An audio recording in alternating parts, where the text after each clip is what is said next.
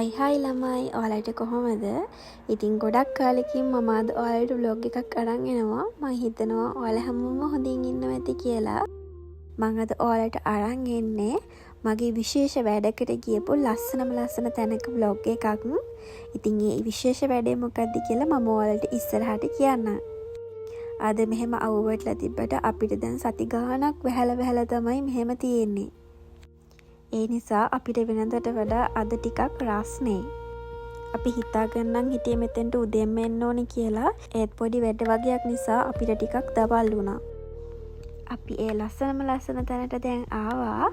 ඉතින් මෙතෙන්ට එන්න අපිට ගියේ පැය එකමාරක් වගේ කාලයක්. මම දැන් කියන්නම් මං අද ආපු විශේෂ වැඩේ මොකක්ද කියලා. මම අද ආවේ ලංකාවේ විදිහට කියනවනම් බාරයක් ඔප්පු කරන්න. මම මේ ආවේ ඔයිතවල තියෙන ගොඩක් ප්‍රසිද්ධ දේවස්ථානයක් වෙන අවශ්‍යම දේවස්ථානයට. මේක ගොඩක්ම ප්‍රසිද්ධ කපල්ස් අතර තමයි. මොකද මෙතන තියෙනවා ආදරේ ස්මාරකය කියලා එකක්. මම ඔයාලට ඒක ඉස්සරහදී පෙන්නන්න. මම ගිය අවුරුද්ද ඇවිල්ලා ආදරේ සම්බන්ධව නෙවෙයි මම මගේ විශේෂ ප්‍රාර්ථනාවක් කරා. ඉතින් ඒක ඒ විදිහටම ඉෂ්ට වුණ නිසා මම අද ආවේ ඒකට ස්තුති කරලා යන්න. ඇත්තටම කිව්වොත් මම ගිය අවුරුද්දේ ඇවිල්ලා ප්‍රාර්ථනා කරේ ආදරේ සම්බන්ධ දෙයක් නෙවෙයි. ඒත් ඒ හැමදේම මට ඉෂ්ට වුණා. ඉතින් මේ දේවල් විශ්වාස කරන අය නොකරන අය මේක බලනවා වෙන්න පුළුවන්. ඉතින් ඒකට කිසිම ප්‍රශ්නයක් නැහැ. මගේ හිත කියනවා මට ඒ දේවල් ඉෂ්ට කරගන්න මෙතන පොඩි හරි හයියක් වෙන්න ඇති කියලා. ඒකයි මම අද මෙතෙන්ට ස්තුති කරලා යන්න ආවේ. මෙතන ලොකු ඉතිහාස කතාවක් තියෙනවා. මේක හදලා තියෙන්නේ ජපානයේ එදෝ යුගයේ. ඒ කියන්නේ ක්‍රිස්තු වර්ෂ 1625 වගේ. ඉතින් ඒ කාලේ මෙතෙන්ට ගොඩක් අය ඇවිල්ලා තියෙන්නේ එයාලගේ කෘෂිකර්මාන්තය ආරක්ෂාව අන්න ඒ දේවල් වලට තමයි. ඉතින් කාලයක් යනකොට මේක සෞඛ්‍ය සහ ආදරයට ප්‍රසිද්ධ වෙලා තියෙනවා. ඉතින් දැන් මේකට ගොඩක් අය එන්නේ හොඳ සම්බන්ධතා මුණ ගැහෙන්න කියලා ප්‍රාර්ථනා කරලා යන්න. ඔයාලට දැන් මේ ඉස්සරහින් පේන්නේ ඒ පුංචි දේවස්ථානය. මෙතන ගොඩාක්ම ලස්සන හවස ඉර බහින වෙලාවට ඕනම වෙලාවක් මෙතෙන්ට වෙලා ඉඳගෙන නිදහසේ ඉන්න හිතෙනවා. මෙතනින් තමයි අපි අපේ හිතේ තියෙන ප්‍රාර්ථනාව කරන්නේ. ඉතින් ඔය ඉස්සරහ තියෙන්නේ අපිට සල්ලි දාලා ගන්න ඉටිපන්දනුයි ගලුයි.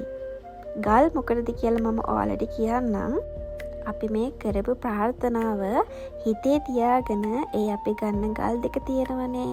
අන්නේ ගල් දෙක අරගෙන ඇවිල්ලා අර ඔයාලට ඈත පේනවද කළු පාට වගේ ගලක සුදු පාට වගේ තියෙනවා. අපි ගන්න ගල් සුදු පාටයි. අපි අපේ ප්‍රාර්ථනාව හිතේ තියාගෙන අන්නේ ඈත තියෙන ගල් සිදුරට විසික් කරන්න ඕනේ. ඉතින් හරියටම අන්නේ සිදුරට වැටුනොත් මෙයාලා විශ්වාස කරනවා අපි ප්‍රාර්ථනා කරපු හැමදේම ඒ විදිහටම ඉෂ්ට වෙනවා කියලා. ඉතින් මම ගිය අවුරුද්දේ ඇවිල්ලා ඒ විදිහට ප්‍රාර්ථනාව හිතේ තියාගෙන විසි කරපු ගල පළවෙනි පාරෙන්ම අන්නේ සිදුරට වැටුණා. ඒකට කියන්නේ විෂ් ස්ටෝන් එක කියලා. ඉතින් ඒ නිසා මම ඒ වෙලාවම හිතාගත්තා මගේ ප්‍රාර්ථනාව ඉෂ්ට වුණ ගමන් මම ආපහු ඇවිල්ලා මෙතෙන්ට ස්තුති කරලා යනවා කියලා. අපි ගිය පාර එනකොට නම් මෙච්චර වතුර තිබුණේ නැහැ. අද ගොඩාක් වතුර තියෙනවා. ඒ නිසා මුහුද ළඟට එනකොට පොඩ්ඩක් බය හිතෙනවා.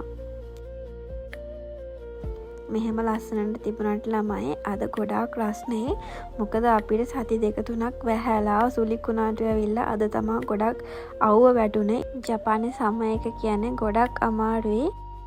මොකද මෙහෙ වෙලාවකට හුළඟක්වත් එන්නේ නැහැ. ඒ තරමට මාරම අමාරුයි. ඒ නිසා මේ වගේ වතුර දැක්කහම බහින්නමයි හිතෙන්නේ. මෙහෙම පොඩ්ඩක් ඈත බලාගෙන පොඩ්ඩක් නිදහසේ හිටියා. මොකද වැඩත් එක්ක අපිට එළියට එන්න හම්බෙන්නේ කලාතුරකින්නේ. ඉතින් නිවාඩු දවසට මෙහෙම ඇවිල්ලා පොඩ්ඩක් හිත නිදහස් කරගෙන ඊළඟ දවසේ වැඩට යද්දී මාටම සැහැල්ලුවක් දැනෙන්නේ. ඊළඟ සතියේ හොඳට වැඩ කරගන්න පුළුවන්. මං අද ආපු විශේෂ වැඩේත් ඉවර කරලා දැන් මම ගෙදර යන්න තමයි හදන්නේ. අද මම ඔයාලට vlog එකක් අරන් ආවේ ගොඩක් කාලෙකින්. ඉතින් මම පුළුවන් හැම වෙලේම ඔයාලට vlog අරන් එන්න. ඔයාලා එතකන් ගොඩක් පරිස්සමෙන් ඉන්න. ඊළඟ vlog එක අරගෙන එනකන් එහෙනම් ගිහින් එන්නම්. බයි.